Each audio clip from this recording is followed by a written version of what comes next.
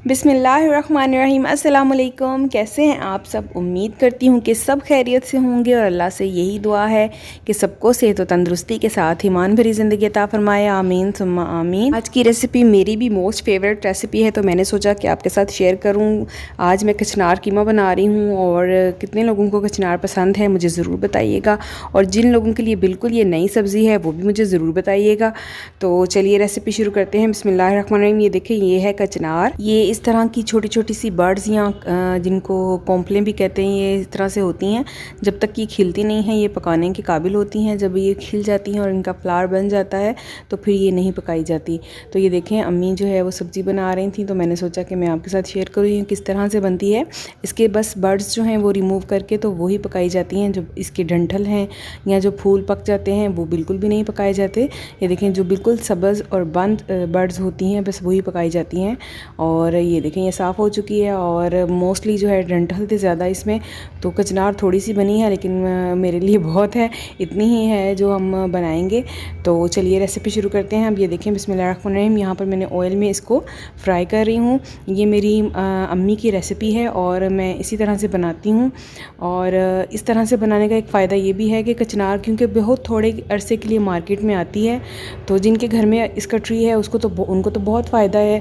लेकिन जो लोग मार्केट से लेकर खाते हैं मेरी तरह, तो वो इसको सेव किस तरह से कर सकते हैं कि हम इसको थोड़ा सा फ्राई कर लें पहले, तो ये हाफ़ डन हो जाती है। फिर इसके बाद जब हम इसको सेव करेंगे तो ये बिल्कुल भी ख़राब नहीं होती है। आप चाहें तो इसको इसी फॉर्म में फ्रीज़ कर सकते हैं या फिर फ्रिज में भी काफ़ी अर्से तक रख सकते हैं।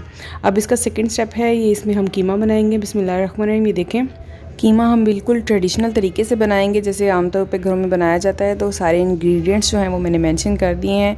बस कीमा की रेशो जो है वो आप अपनी मर्ज़ी से कचनार के कंपैरिजन में कर सकते हैं, कम या ज़्यादा। कचनार आप ज़्यादा डालना चाहें या कीमा ज़्यादा डालना चाहें।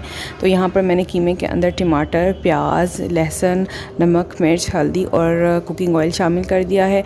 और अब हम इन तमाम चीज़ों को डालने के बाद जो है वो इसको कवर करके तो पकने के लिए रख देंगे। ठीक है, आँच जो है वो बहुत ज़्यादा भी नहीं रखेंगे हम और बहुत कम भी नहीं। अब ये देखिए, माशाल्लाह से सब कुछ अच्छे से गल चुका है। तो हम यहाँ पर क्या करेंगे कि सिंपली जो टमाटर हैं उनके हम छिलके रिमूव कर लेंगे, क्योंकि टमाटर मैंने दो दो पीस करके डाले थे।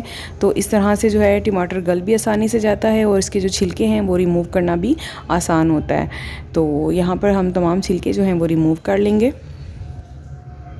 तो बस अब टमाटर जो हैं उनके तमाम छिलके हमने रिमूव कर लिए हैं। अब हम इसको अच्छा सा मैश कर देंगे। जितना भी टमाटर है या लहसुन के जवे नज़र आ रहे हैं आपको, चम्मच चलाते जाएंगे। गल तो ऑलमोस्ट ये खुद ही गए हैं, तो चम्मच चलाने से ही ये जो तमाम मसाला जात हैं जो हमने डाले हुए हैं ये अच्छे से मिक्स हो जाएंगे कीमे के अंदर।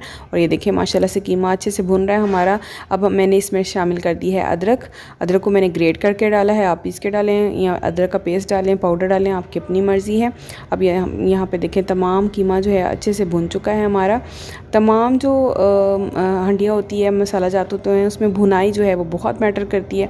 अब यहाँ पर मैंने साथ ही जो कचनार हमने फ्राई करके रखी हुई थी वो शामिल कर दी है और इसको भी अच्छे से भून लिया था। तो अब मैं यहाँ पर दही शामिल कर रही हूँ। दही शामिल करते वक्त यहाँ तो चूल्हा बहुत आहिस्ता कर लेते हैं, हंडिया चूल्हे से उतार लेते हैं। अगर आप ऐसा नहीं करें तो फिर आप तेज़ से दही में चम्मच चलाएंगे तब भी दही जो है वो नहीं फटेगा और उसकी फुटकियाँ सी जो हैं वो नहीं बनेंगी हंडिया के अंदर। तो ये एक छोटी सी टिप थी जो मैं काफ़ी दफ़ा रिपीट भी वैसे कर चुकी हूँ। तो अब यहाँ पर दही ने देखिए माशाल्लाह से पानी छोड़ दिया है। कचनार हमने हाफ़ पहले ही फ्राई करके डन कर ली थी। अब जो है बाकी की कचनार जो है वो इस स्टीम के अंदर, जो दही का पानी है इसके अंदर दम के अंदर पक जाएगी। और ये देखें माशाल्लाह से हंडिया हमारी अच्छे से भून चुकी है, इसने घी छोड़ दिया है। कचनार जो है वो देखें ये भी बिल्कुल गल चुकी है और पानी बिल्कुल खुश्क हो गया है। तो अब हमारा खाना बन चुका है, चूल्हा कर देंगे बंद। और ये देखें माशाल्लाह से कितनी ज़बरदस्त कचनार कीमा रेडी हुई है। जिन लोगों को मेरी ये रेसिपी अच्छी लगे उसको लाइक करें और प्लीज़ चैनल को सब्सक्राइब करना मत भूलिएगा और अपना ख्याल रखिएगा। मिलते हैं फिर किसी और वीडियो में, तब तक के लिए मुझे इजाज़त दीजिए। अल्लाह हाफ़िज़।